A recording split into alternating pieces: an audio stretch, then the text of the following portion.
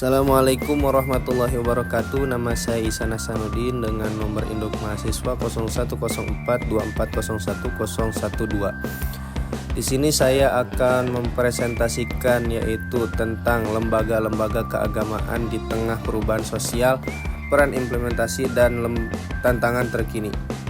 Presentasi ini akan mengupas tuntas peran krusial lembaga keagamaan dalam menghadapi dinamika perubahan sosial kontemporer.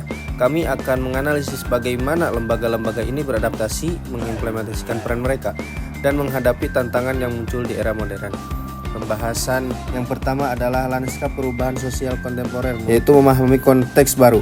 Perubahan sosial hari ini ditandai oleh disrupsi teknologi, globalisasi informasi, dan pergeseran nilai.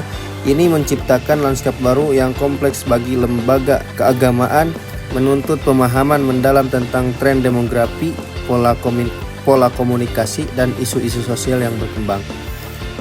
Yang pertama yaitu globalisasi dan digitalisasi. Dunia semakin terhubung melalui internet dan media sosial, membentuk opini publik dan menyebarkan informasi dengan kecepatan tak terduga, baik positif maupun negatif. Yang kedua adalah pergeseran nilai.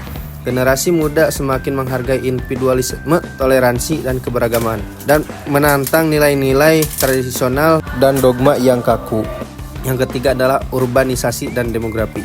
Migrasi massal ke perkotaan mengubah struktur komunitas dan menciptakan kebutuhan sosial baru yang harus direspon lembaga keagamaan.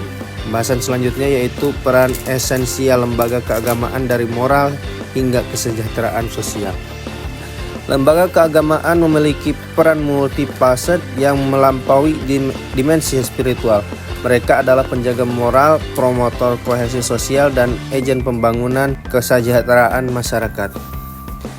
Yaitu yang pertama adalah pemandu moral, membentuk karakter, etika, dan nilai-nilai luhur bagi individu dan masyarakat menjadi pondasi akhlak yang kokoh. Itu adalah tugasnya.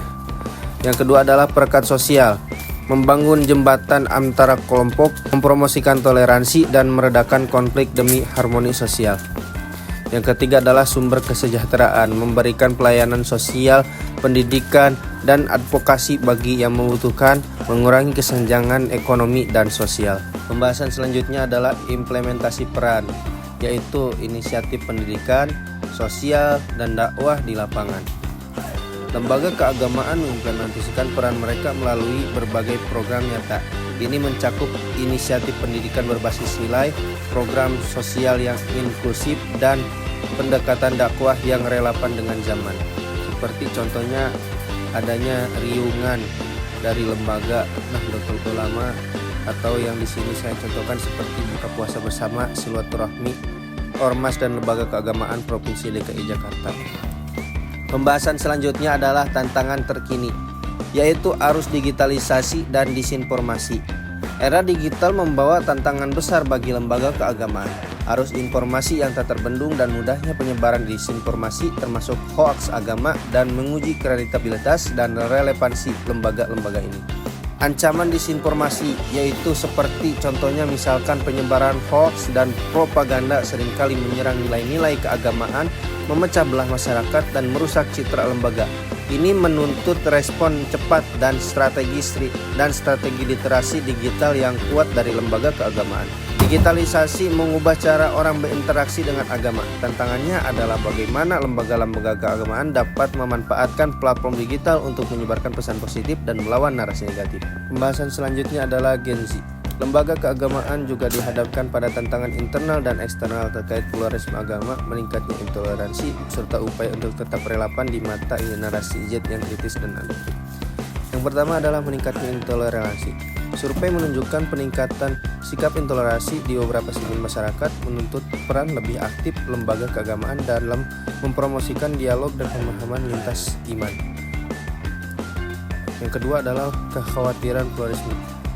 Perdebatan mengenai interpretasi pluralisme agama seringkali memicu ketegangan, menuntut pendekatan yang bijak dan inklusif dari pemimpin agama. Yang ketiga adalah relevansi Gen. Setengah dari Gen Z merasa lembaga keagamaan kurang relevan dengan isu-isu kontemporer mereka, menuntut inovasi dalam pendekatan dan penyampaian pesan.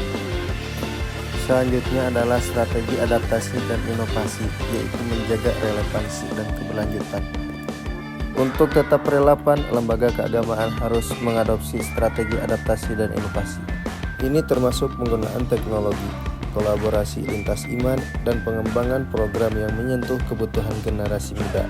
Yang pertama adalah digitalisasi dakwah, mengembangkan konten digital edukatif dan inspiratif di media sosial, podcast, dan platform daring lainnya. Yang kedua adalah kolaborasi lintas iman, membangun jaringan dan program bersama dengan lembaga keagamaan lain untuk mengatasi isu sosial bersama. Yang terakhir adalah inovasi program, menciptakan program yang relevan dan dengan isu terkini seperti lingkungan, kesehatan, mental, dan literasi digital. Jadi kesimpulan dan arah masa depan lembaga keagamaan Indonesia.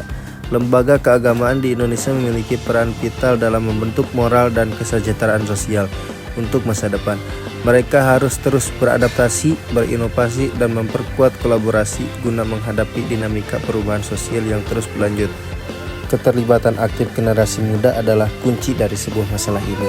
Sekian dari saya, mohon maaf bila banyak kekurangannya. Allahumma fiq ila qahmut thoriq. Wassalamualaikum warahmatullahi wabarakatuh.